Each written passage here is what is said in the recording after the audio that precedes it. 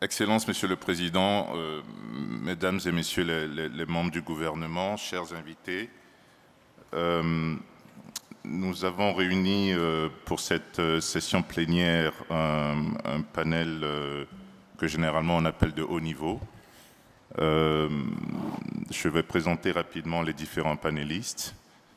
Madame Ronke Ogunslire, qui est la représentante de la SFI pour l'Afrique de l'Ouest, Monsieur Lionel Zinsou, ancien Premier ministre de la République du Bénin, Monsieur Dominique Strauss-Kahn, ancien directeur général du FMI, et enfin Monsieur Ade Ayeyemi, qui est le directeur groupe de Ecobank. L'objectif du panel de ce matin est assez simple. C'est arriver à dégager 4 ou 5 recommandations phares que nous aimerions partager avec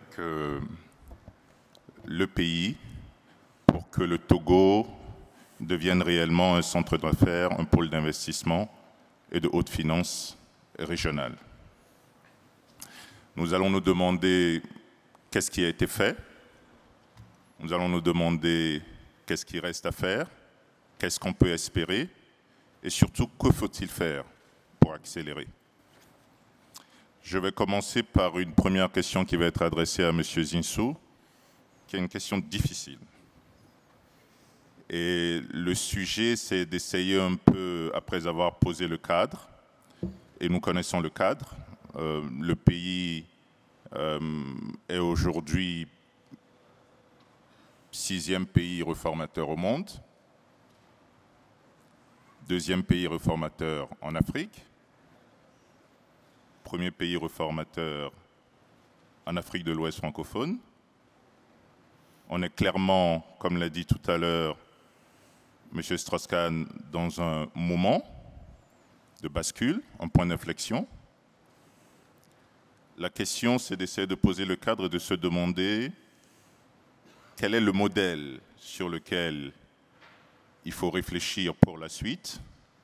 Et pour le dire de manière un peu tendancieuse, le Togo de demain, est-ce que c'est Singapour ou est-ce que c'est la Suisse qu'on veut construire? M. Zinsou. Merci, cher Polari. Monsieur le Président de la République, Mesdames, Messieurs les membres du gouvernement, chers amis, chers participants, Polari a un sens de l'humour unique parce que prendre la Suisse comme modèle d'ouverture sur la mer, c'est quand même un peu indirect. Donc je ne pense pas que le modèle va être la Suisse, même si je pense que, en bon financier, vous pensez évidemment finance, alors que c'est un pays d'interland, la Suisse, qui a bénéficié des infrastructures d'autres pays. Écoutez, je crois simplement dans nos pays que les modèles, on va les inventer. C'est-à-dire qu'il y a assez peu de chances qu'on ressemble à quelque chose d'aussi différent de nous que ce que peut être Singapour. On va prendre des leçons, on va prendre de l'expérience. Mais je ne suis pas sûr qu'on va prendre des modèles, parce qu'on doit inventer des modèles. Tout à l'heure, dans son exposé très profond, Dominique Strauss-Kahn nous a parlé de cette interface entre la terre et la mer, qui est absolument essentielle. Comment on utilise le port de Lomé, qui est une réussite extraordinaire, sur laquelle personne n'aurait parié il y a 10 ans, quand vous faisiez de la prospective, au bénéfice de tout le corridor togolais, des pays de l'Interland. Ça, si vous voulez, c'est quelque chose qui est assez unique. Comment utiliser cette interface entre la mer et la terre. Et le Togo est extrêmement en avance sur tous les sujets de sécurité maritime, d'économie bleue, puis surtout, c'est le premier port à conteneurs d'Afrique. Et au fond, ça veut dire que le Togo dit ce qu'il fait et puis ensuite fait ce qu'il dit. Et ça impressionne tout le monde, en Europe, tout le monde dans le monde. Bon. Comment on donne à ça une dimension absolument essentielle qui est financière? Parce que la coexistence d'un hub logistique avec un hub financier, c'est partout le cas. Ça, c'est une expérience qui est vraiment universelle. Et à toutes les époques de l'histoire, les grands ports, où on a pris des grands paris capitalistes, où on a fait de la construction de capital grâce à la grande aventure maritime, au commerce maritime, les grands ports sont, par nature, des grandes places financières. Et c'est ça qu'il faut qu'on arrive à réussir au Togo. Alors, moi, je crois que là où notre modèle va être un petit peu particulier, c'est il y a l'aspect régional de la finance. Dominique Strauss-Kahn en a parlé. Comment faire en sorte que le Togo soit une place financière régionale? Il a la masse critique parce qu'il y a Ecobank, parce qu'il y a la BOAD, parce qu'il y a la BIDC, parce qu'il y a Orabank, parce qu'il y a déjà, parce qu'il y a la caisse hypothécaire, la caisse de refinancement hypothécaire. Ça, c'est une grande chance.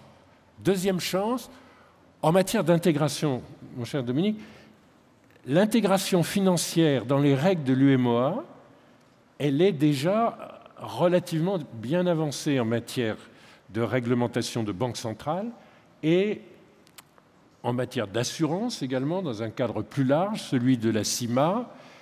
On a évidemment la devise commune qui est un élément d'intégration financière, de réduction d'incertitude, de capacité d'échanger de façon beaucoup plus fluide. On n'a pas de problème de liquidité dans cette zone du monde par rapport à nos amis de la zone franc de la CEMAC qui ont des problèmes de liquidité. Donc, il y a déjà des éléments. Donc, vous avez les hommes sur place, les professions qui les entourent, la masse critique déjà implantée, et vous avez une réglementation qui fait que le Togo n'est pas isolé, mais a déjà des éléments d'intégration et d'internationalisation. Maintenant, on a un besoin de solvabiliser notre économie, solvabiliser les masses.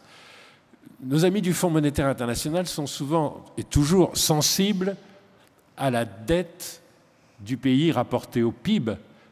On parle à ce moment-là de dette souveraine. Moi, je trouve qu'il faudrait toujours assortir ça d'un commentaire sur quel est le niveau d'endettement du secteur privé, des ménages, des entreprises.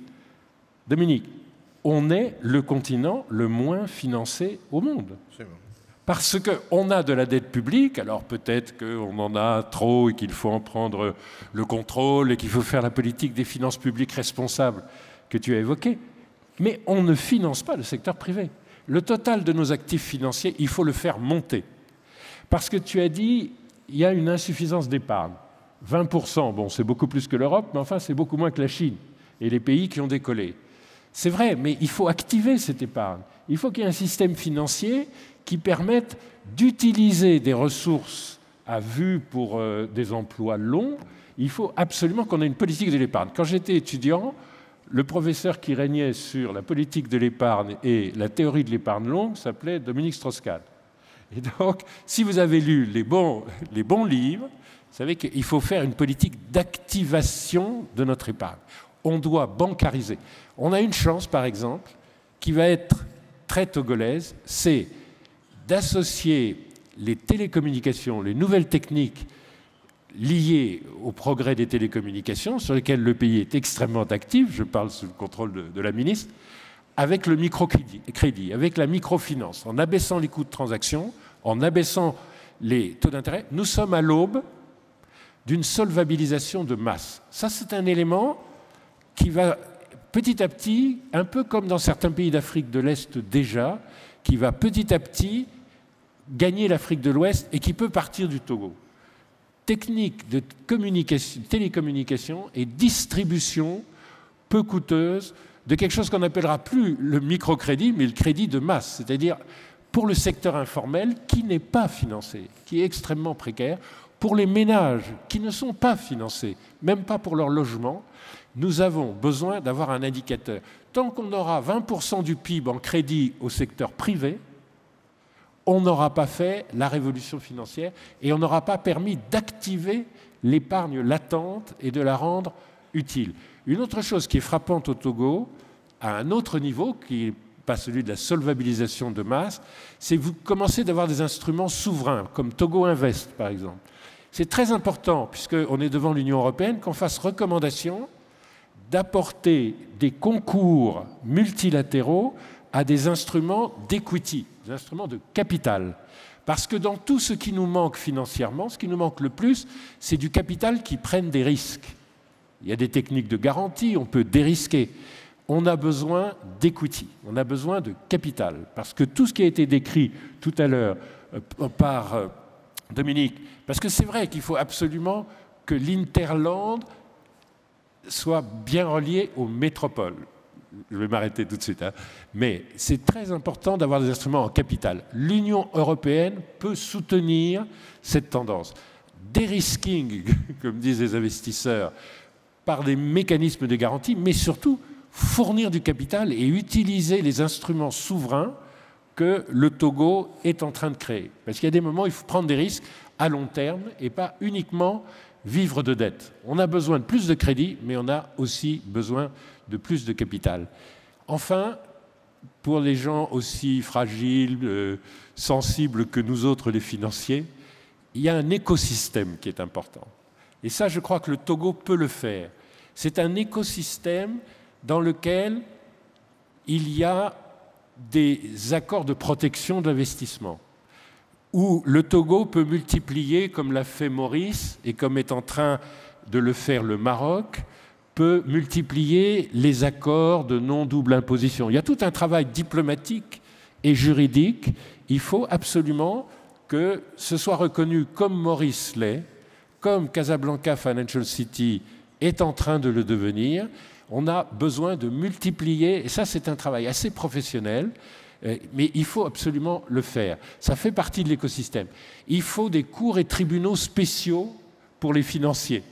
Regardez comment c'est fait Dubaï ou Qatar. En matière, on prend l'expérience, hein, on ne prend pas le modèle, mais on prend l'expérience. Vous avez dans des cités financières des cours spécialisés qui sont très rapides, qui sont capables de travailler en anglais et en français, en common law et en civil law. Et donc, il y a une petite construction juridique et judiciaire, en fait, pour qu'on ait des réponses très rapides. Ça, c'est des éléments importants, comme les éléments de formation professionnelle des métiers autour de la banque. Mais vous avez les hommes. Ils sont déjà là, en plus. Vous avez les réglementations et déjà relativement intégrées. Vous avez la préoccupation de solvabiliser les masses, c'est-à-dire la population togolaise. Je crois qu'il y a quelques ajustements à faire de l'écosystème et puis avoir la vision bien claire. Nous sommes sous-financés, donc nous allons nous en occuper. Merci beaucoup, Lionel. Parlons de ces ajustements. Le Togo a très bien fait dans le classement Doing Business en améliorant l'accès à l'électricité, le transfert de propriété. Il reste des axes d'amélioration qui sont cet écosystème dont vous parlez, l'obtention de prêts, la protection des investisseurs minoritaires. Ronke, est-ce que vous pouvez, de par votre expérience au niveau de la SFI, nous dire à quel point ces éléments sont importants pour accroître l'attractivité d'un pays? Merci beaucoup. Tout d'abord, je voulais remercier les organisateurs d'avoir m'invité pour participer à ce forum. Comme vous le savez, la SFI est l'institution du groupe de la Banque mondiale qui s'occupe du secteur privé, qui est chargée du secteur privé dans les pays en voie de développement. Et avec le Doing Business, on a travaillé avec le gouvernement togolais depuis 2005-2006 sur le Doing Business. Et on va continuer à travailler avec eux. Et je voulais féliciter tout d'abord le gouvernement pour l'effort qu'ils ont fait, parce que c'est tellement important pour atteindre leur objectif du PND, pour être une centre logistique et une centre de haute finance. Si on regarde les pays du monde, et on a travaillé avec au moins 50 pays du monde sur le Doing Business, quand il y a le Doing Business, quand on peut mettre en place un environnement propice pour les petites et moyennes entreprises et aussi les plus grands et les internationales. Je dis petites et moyennes entreprises parce que le Doing Business, c'était fait pour les petites et moyennes entreprises, mais c'est vrai que les autres entreprises profitent aussi de l'environnement. Et c'est tellement important pour attirer les investisseurs. C'est tellement important pour le branding du pays. Et vous avez déjà parlé de ce que le Togo a pu faire. Et maintenant, je pense que le Togo a déjà fait tous les low-hanging fruits, tous les réformes qui étaient faciles à faire. Maintenant, c'est vraiment de focaliser sur les réformes structurelles. Et quand on dit structurelles, c'est vraiment la numérisation. Et quand on parle de la numérisation, c'est vrai que Togo a déjà commencé avec la fiscalité déjà, mais comment on peut continuer, comment est-ce qu'on peut élargir l'assiette de fiscalité? Si on regarde comment on peut utiliser les mesures très faciles pour encourager les PME qui font partie, je pense qu'ils sont 90% du secteur privé. Si chaque PME paye 1 franc ou 1000 francs, ça c'est déjà 1 milliard. Si c'est 10 000, c'est plus. Si c'est 50 000, alors comment est-ce qu'on peut les attirer dans le secteur formel? Il y a aussi la douane. La CEDEAO a mis en place des politiques très bien pour le mouvement libre des biens et des personnes, mais si on se demande est-ce que ça marche vraiment, est-ce que à la frontière, est-ce qu'il y a vraiment la libre circulation? Alors qu'est-ce qu'on peut faire, qu'est-ce que le Togo peut faire pour ça? Parce que pour être une centre de logistique, il faut absolument que les biens et les personnes passent librement dans la région. On a parlé d'intégration régionale. Aussi, si on regarde le foncier, le Togo a déjà commencé, mais si on peut numériser ça à 100%, ça peut aider les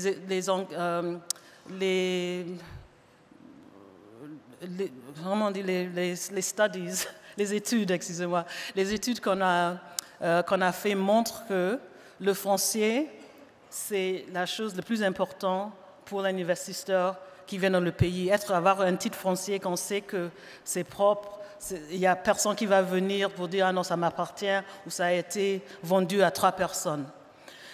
Il y a aussi... Alors si on veut focaliser sur la numérisation, c'est très très important qu'on travaille sur le secteur de télécom. Et bien sûr, le TIC, et bien sûr, c'est quelque chose que le Togo a déjà commencé à faire. Et nous encourageons le pays de continuer à faire ça.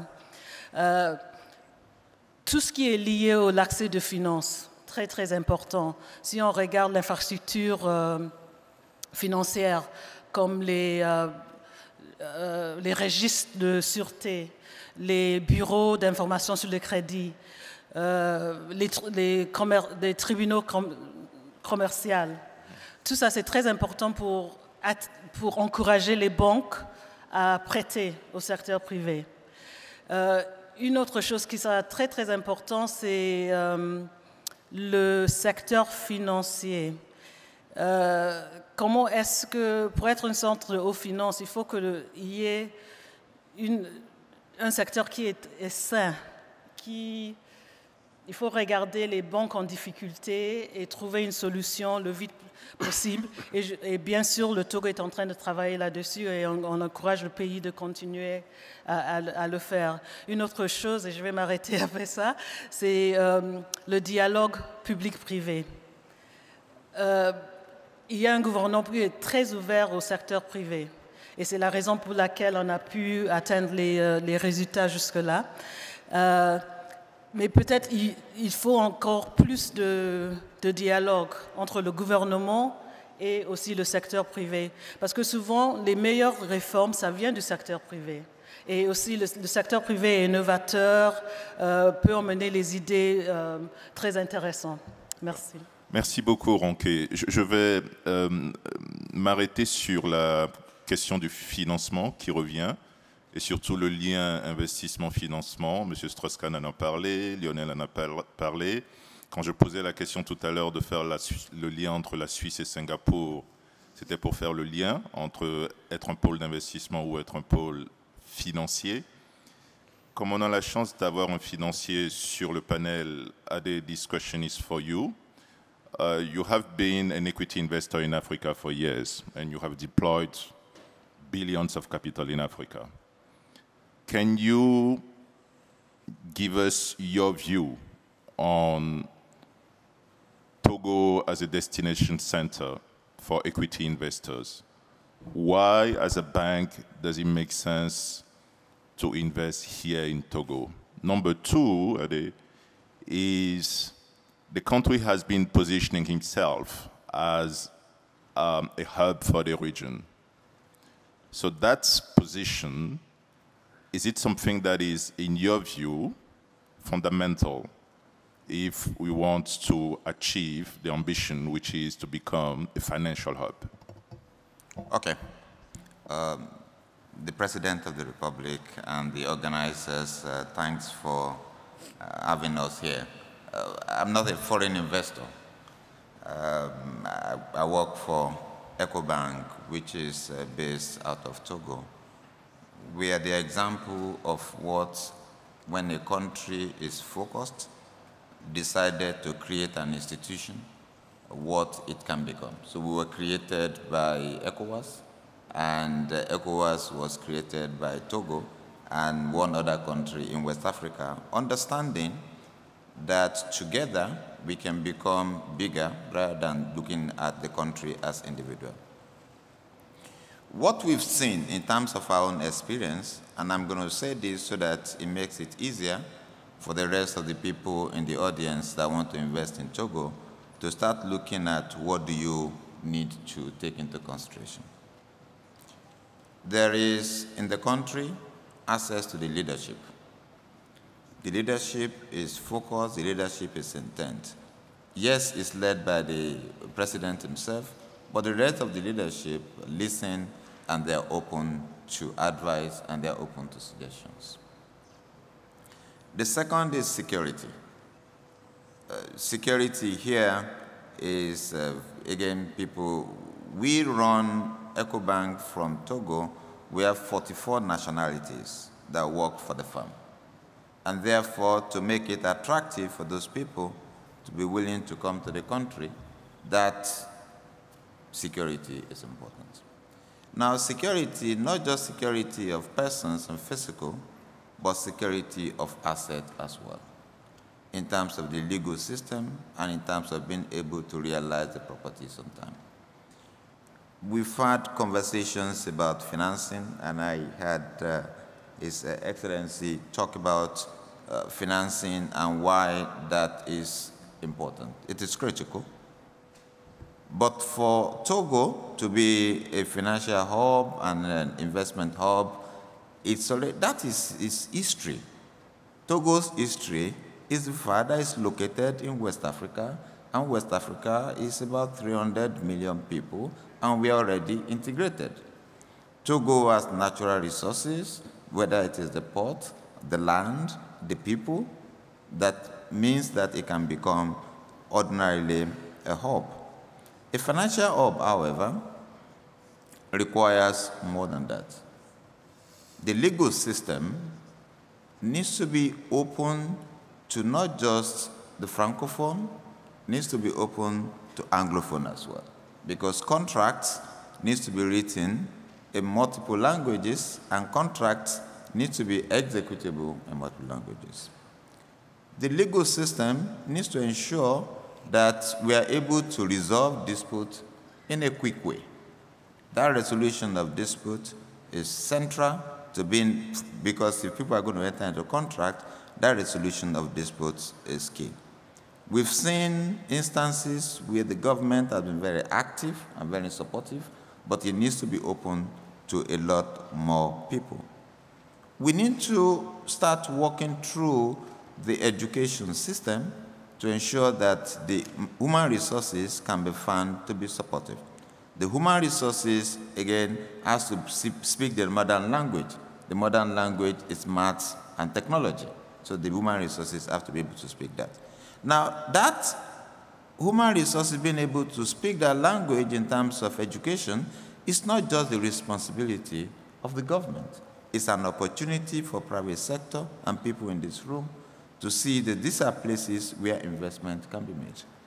And finally, an investment hub, and financial hub, which Togo is and can become, needs to be able to have companies within the country that are actually ready to take risk. And I've had a lot of, through yesterday and sometimes today, talking about savings, financial, and financing. The challenge of Africa is not that we don't have money, but you don't use money to make investment. You need trust to make investment. If you look at our banks today, they have money, but they don't have loans. So the only thing that is missing is a trust. And that trust can then be established by making sure that the legal system allows whoever is owing people to pay.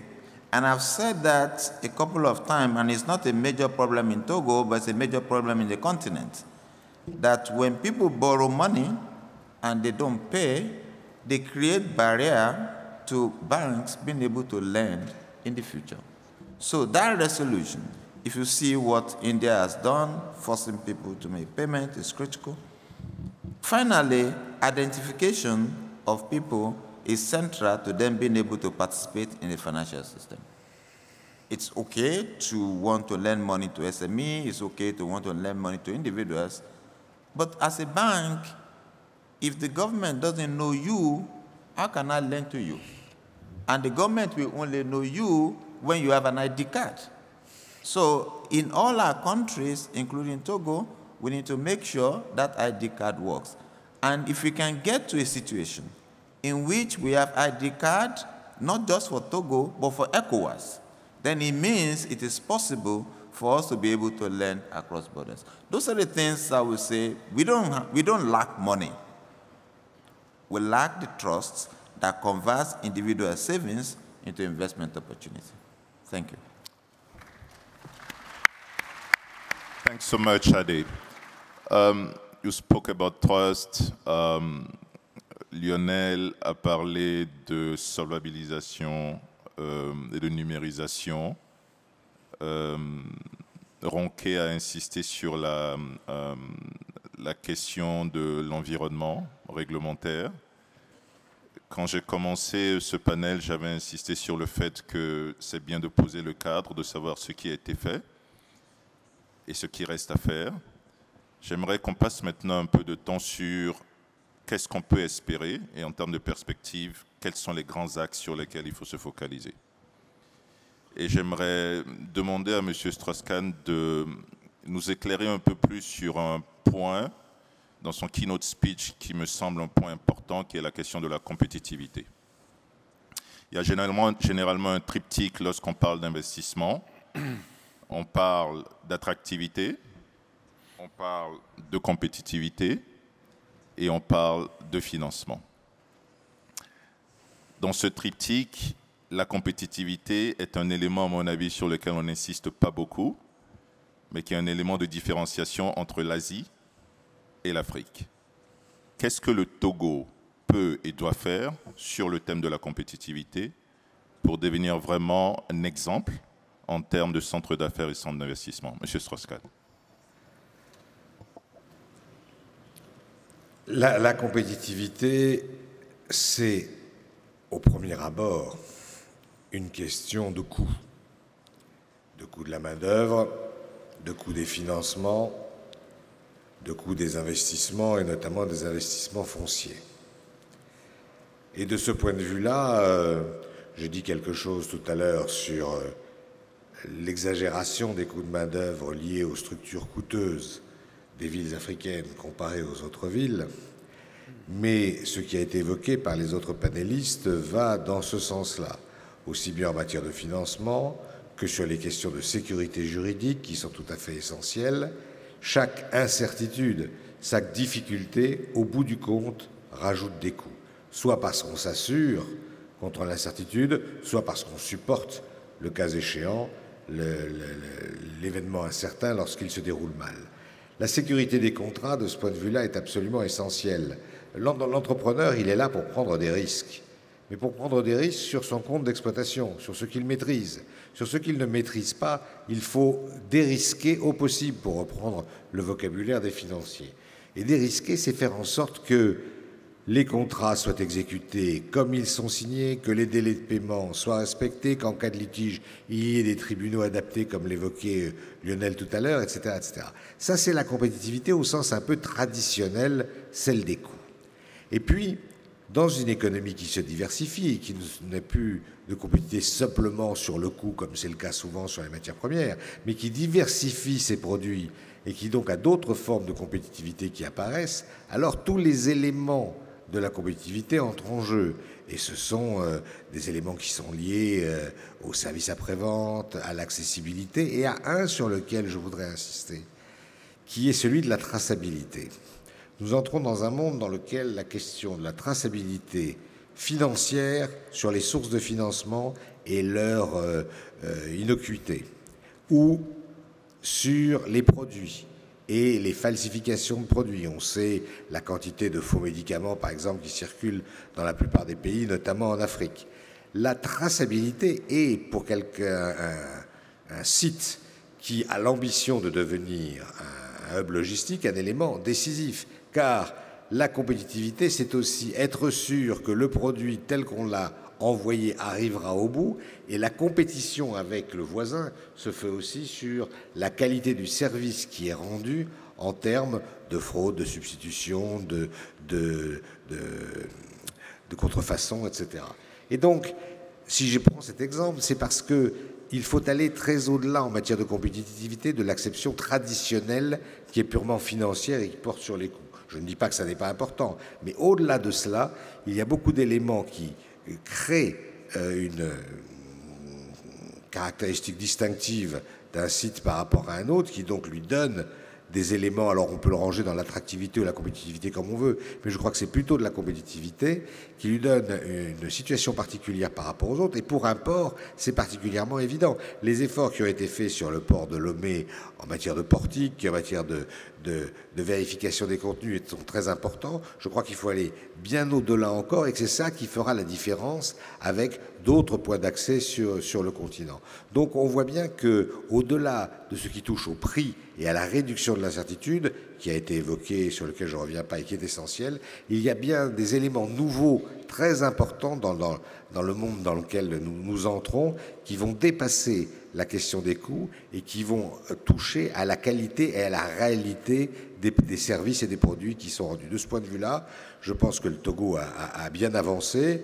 D'autres pays ont fait des pas importants aussi. Je pense par exemple au Kenya, mais c'est des pays plus lointains. Sur l'Afrique de l'Ouest, je ne connais que le Togo qui se sont engagés dans cette démarche, et je crois que c'est un élément très important de la compétence distinctive, en quelque sorte, comme diraient les économistes du commerce international, que peut présenter l'économie togolaise et le port de Lomé par rapport aux autres sites.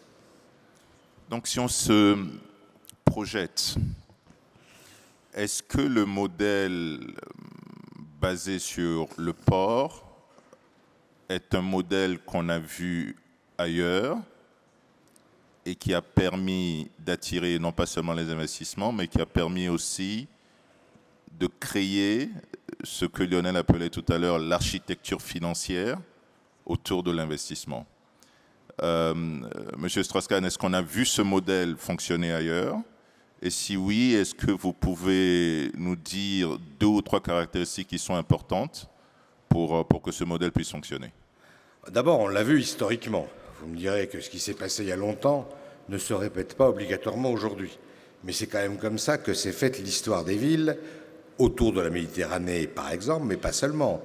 Les ports Anvers et Amsterdam sont devenus des places financières importantes parce que c'était des ports. Et ça ne serait jamais devenu ce que c'est devenu si ça n'avait pas été des lieux de commerce majeurs. On peut trouver plein d'autres exemples sur la planète dans les périodes plus anciennes où l'activité portuaire était une activité uniquement commerciale. Dans la période plus moderne, vous citiez tout à l'heure Singapour et vous aviez sans doute en tête le développement de la partie financière de Singapour, mais Singapour, ça n'est pas que cela. Singapour, c'est aussi une tour de contrôle de l'ensemble de la région. Et là, le rôle de hub logistique est tout à fait essentiel. Donc, le port, oui, mais le port parce qu'il y a quelque chose derrière. Si vous mettez un port gigantesque dans une île, petite île, il ne se passera pas grand-chose. C'est parce que le port irrigue, et c'est ce que j'évoquais tout à l'heure à propos de l'Hinterland. C'est parce que le port a cette capacité d'irrigation, et c'est particulièrement important ici, compte tenu des pays qui sont plus au nord et qui n'ont pas d'accès à la mer et qui ont besoin d'être couverts. Alors on me dirait, il y a d'autres ports qui peuvent couvrir, il y a Accra, il y a Cotonou, tout cela est vrai. Il se trouve que le port de Lomé, pour des raisons géographiques d'une part, et d'autre part pour des raisons de développement historique, a pris un certain leadership là-dedans. Eh bien, je ne veux pas me mettre en conflit avec l'ancien Premier ministre du Bénin en disant ça. Lionel, tu me pardonneras de vanter le port de Lomé par rapport à ceux qui sont autour, mais je crois qu'il y a une capacité très particulière. Et donc oui, les exemples du passé existent, les exemples plus récents existent aussi. Là, regardez le développement chinois, bien sûr, il y a de grands développements qui ont lieu dans les zones qui ne sont pas côtières, mais c'est quand même sur Shanghai et dans le Guangdong, sur Canton, que se sont faits les développements majeurs. Si Hong Kong a connu le développement économique et financier qu'on connaît, c'est lié à tout un tas de raisons politiques qui sont différentes, mais aussi parce que c'était justement la conjonction d'un port, d'un hinterland et d'une structure financière qui s'y est greffée. Et donc, sans vouloir, comme le disait très justement Lionel Zinsou tout à l'heure, chercher un modèle, parce qu'il n'y a pas de modèle qui se décalque, en tout cas l'expérience de ce qui a été fait dans d'autres endroits peut être rapportée ici. Et si on voulait parler plus de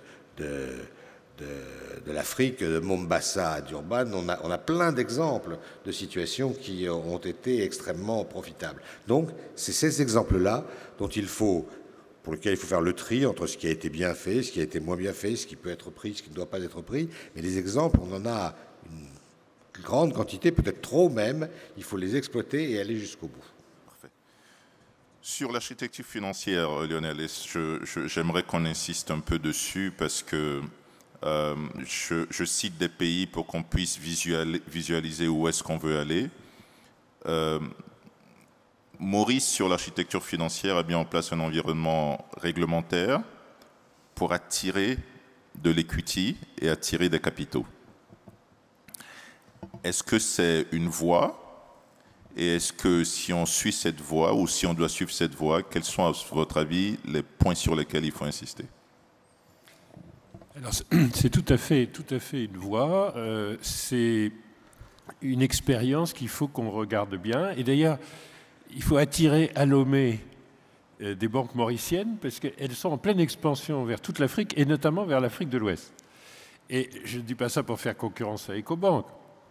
Je pense qu'il est important qu'il y ait une diversité d'offres et il y a des spécialités des banques mauriciennes qui sont de plus en plus actives en Afrique de l'Est, mais qui ont vraiment une ambition affichée d'être présentes aussi en Afrique de l'Ouest. Mais il n'y a pas que les banques.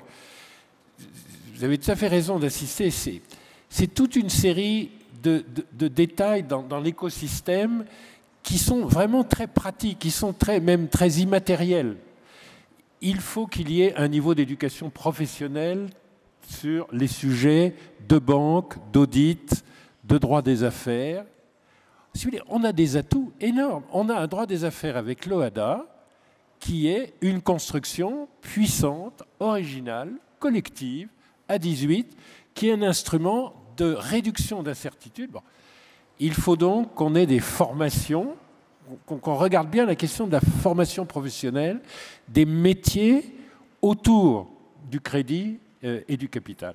Ça c'est vraiment important. C'est donc très souvent informel. Il faut être bilingue. Il faut être bilingue. Nous sommes... Lomé est une place financière demain nigériane, ghanéenne, béninoise, burkinabé. Ça n'existe plus. Je suis très content que mon voisin s'adresse à nous en anglais. Même s'il parle très bien français, quand on parle en privé dans le salon, il faut être bilingue. Le problème ne se pose pas. Les gosses, c'est à 180 km. Accra, on met 3 heures en voiture. C'est ça nos forces. Il faut raisonner en common law et en civil law. Ça, c'est Maurice. Cette chance immense d'être à la fois indien et africain, au milieu de l'océan Indien, avec une histoire anglaise, française, etc., ça fait ce cosmopolitisme. Lomé peut facilement construire ça. C'est ces petits éléments un peu pragmatiques. Il faut qu'il y ait des data centers. Il faut qu'on aille plus vite. Tout à l'heure, Dominique a parlé, Madame, vous avez parlé de la numérisation et de l'importance d'aller vite dans la numérisation. Et Dominique a dit, au fond, chaque retard, chaque complexité, chaque incertitude, c'est un coût de plus. Notre compétitivité en matière financière, c'est je parle anglais, il y a une formation professionnelle, mes enfants vont dans un lycée international reconnu, je n'ai pas de problème pour trouver un avocat en common law aussi bien qu'en civil law, j'ai le bon environnement au HADA. Vous voyez, toute une série de choses. Tout progrès immatériel dans ce domaine abaisse nos coûts de transaction. La bande passante est plus large, la station d'atterrissage du câble sous-marin, là j'ai au fond la meilleure qualité, mes process sont les plus rapides. C'est beaucoup quand même, vous voyez, de l'exécution. D'autre part, je voudrais revenir sur quelque chose qui a été dit sur l'histoire. Dominique, le port de Lomé, c'est une volonté collective des Togolais. Et c'est la vision du président devant nous. Parce que c'est le dernier port où on a démantelé le dernier wharf. C'est-à-dire jusqu'en 1968, c'est un wharf. C'est en rade foraine les bateaux qui ne peuvent pas arriver à terre, ne peuvent pas atterrir. On a démantelé le wharf à Cotonou en 1964. On nous a livré des pays où il n'y avait même pas de port. Il y avait la mer, puis il y avait une confrontation entre la mer et la terre.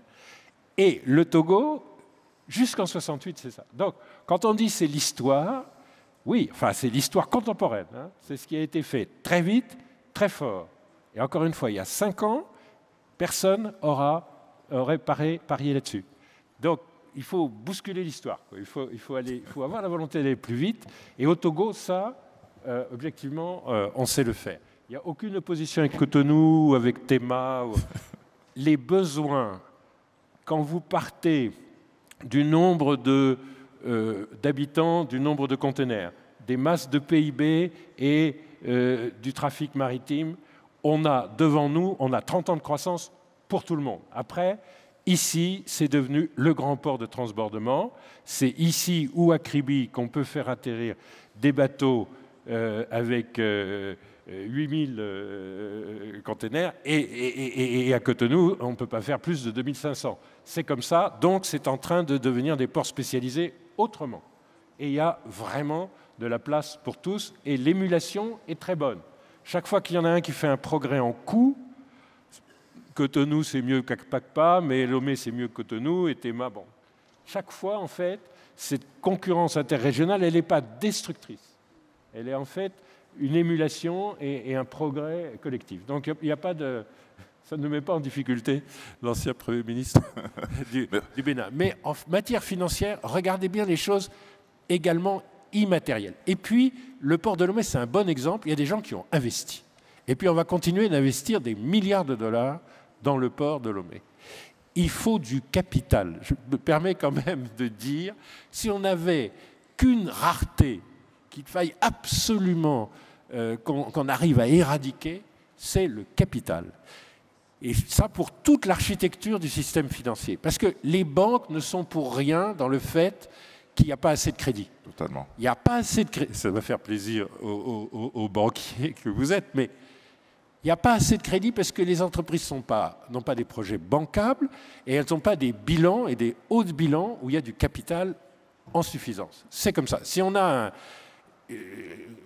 un dialogue à avoir avec l'Union européenne, donnez-nous des moyens de capital patient, donnez-nous des lignes de crédit de suffisamment long terme pour que nous puissions transformer ça en du capital qui prend des risques. Et utilisons des instruments comme Togo Invest, et on peut en créer d'autres, pour aller compléter les tours de table des PME, pour aller compléter les tours de table du privé. On n'a pas le capital. C'est normal, on est trop jeune, on n'a pas eu d'accumulation de capital. Utilisons et l'aide publique. On va lancer bientôt un fonds de private equity de la diaspora en France avec une lourde implication togolaise en matière d'ingénierie financière à travers M. Vovor. Mais au fond, ça peut être la diaspora, ça peut être l'aide publique au développement, ça peut être la République du Togo en complément de tour de table. Maintenant, si on veut pouvoir absorber plus de crédit, il faut avoir plus de couches de capital. S'il y a un mot à retenir, c'est autour de ça que le secteur privé aujourd'hui peut décoller. Et ça, si ce n'est pas la finance qui s'en occupe, c'est la haute finance. C'est le haut de bilan, c'est la haute finance. On a besoin de gens qui prennent des risques et ils peuvent venir de tous les horizons et l'État peut aider. Il ne faut pas qu'ils prennent les risques tout seuls. Parfait. Il faut qu'ils l'aident. Complétons les tours de table. C'est le mot capital qu'il faut retenir. Parfait. On va parler de l'equity. Je vais demander après à Adé de compléter sur la question de l'equity puisqu'on parle de financement. Avant cela, M. Strauss-Kahn, je reviens aussi juste dans 10 secondes, si vous permettez. Juste un mot pour rebondir. Moi, je soutiens absolument ce que vient de dire Lionel Zinsou, et je pense que, et c'est ça sur ce que quoi je voulais rebondir, que c'est là qu'effectivement, il y a un appel à l'Union européenne qui peut être fait. L'Union européenne aujourd'hui se débat dans une discussion dans laquelle je ne veux pas entrer sur les problèmes de migration qui vont être dans les 15-20 ans qui viennent 10 fois plus importants encore qu'on les imagine aujourd'hui. La voie, c'est évidemment de développer les pays de départ des migrants et là-dessus, l'apport de l'Union européenne peut se faire justement par des garanties en capital. Le fait de créer des mécanismes d'assurance en capital qui permettent la transformation de crédits de long terme en equity est quelque chose qui fonctionne, qui consomme relativement peu d'argent. Et moi, je verrais bien qu'une initiative concertée des pays d'Afrique de l'Ouest vers l'Union européenne soit quelque chose qui soit organisé. Je suis sûr que ça peut porter ses fruits. C'est un langage que les Européens, les Français sûrement, les Allemands aussi, les Hollandais peuvent entendre. Et à partir de là, une mécanique très vertueuse peut se mettre en place. D'accord. Sur cette question du mix, on the mix debt equity and the bankable project that we can find in the country, do you have recommendations based on what Lionel and Mr. Strauss-Kahn have said in terms of how we can substantiate and reinforce the equity base of the corporates in order to make sure that we can have more bankable projects? Okay, thank you. Thanks for saying I can speak French, but I can't. I speak English because I'm limited, and I'm grateful to the country for allowing me to speak in the language I'm comfortable in. I do agree that it's important to have equity, because without equity is the cornerstone of risk-taking. It's important to have savings of the people in the country to be able to transform that savings into equity. But it is important to be able to attract foreign investment, because if you look at the world today, a lot of places where there are people that are retired, they have pensions, they are looking for returns. Returns can be gotten in places where there are shortages. There are shortages in Africa, there are shortages in this part of the world. We can deliver better returns than can be delivered in the OECD country. We just need to make our projects attractive. The legal infrastructure will make it attractive. Being able to settle contract will make it attractive. The banking system, I continue to believe as a banker, my biggest problem today is that I don't have loans. I hear people saying they can't get loans. As a supplier of loan, my biggest problem is I don't have loans. The difference is trust, making sure that whoever borrows can pay. We have a lot of debt capital that cannot be used. If you see somebody today that have landed property in Lome, that landed property, the person should be able to get mortgage on that so that he can use that to start businesses. But if the person can't get the mortgage, withdraw equity to start business, then that capital is debt capital. And I just want to encourage the investors that are in the room. The advantage of the port of Lome is because it is deep, it's being used, but we need to transform that into being able to be a trading hub. This is where you can have the bulk, breaking bulk, not for Nigerians to go to Dubai to go and buy. They should be able to come to Lome to come and buy. And by the way, it's 180 kilometers from here to Lagos. It's 300 kilometers to Accra. And you can do all of this by road. And the border is very easy to cross. Thank you. Thank you, Ade. Ronke, j'aimerais terminer par vous en posant un sujet dont on n'avait pas prévu parler, qui est la question de la formation. Mais comme vous faites partie du groupe de la Banque mondiale, je me dis que c'est un sujet pertinent. Pertinent aussi parce que dans une interview que le chef de l'État a faite à Londres la semaine dernière, il a insisté sur l'idée d'avoir une business school de first class à Lomé. Donc en 1 minute, est-ce que vous pouvez nous donner votre avis sur le sujet et surtout s'il y a une expérience qu'on a vue ailleurs qu'on pourrait répliquer ici?